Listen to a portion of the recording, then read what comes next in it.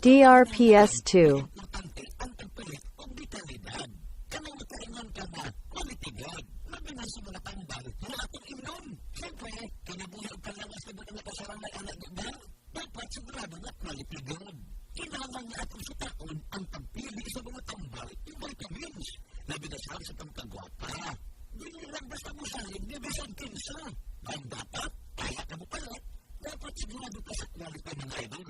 Dapat mga tanong sa DRPS2. ang quality. Ano tanong na to? Nasuwalan na ba na? Epektibo ba na? Naistuduhan ba na ang bayo? Parang siguro dito di ba? Pero mga idol, nasaya ba man ta? Nagdugay na lang isang ligan, ano yung nilab? Para dali na ito nga mahinunduman, kinilang ito ipangutan na sa butika. Yung nilab quality ba na? Sa among pamilya, sa pagkanato, yung nilab kami. Nga na, kaya atong naibawan, natanang natambal, vitamins o pampaglapas sa yung nilab, DRPS2. quality talaga. Una, subukat na patunayan. Ikaduha,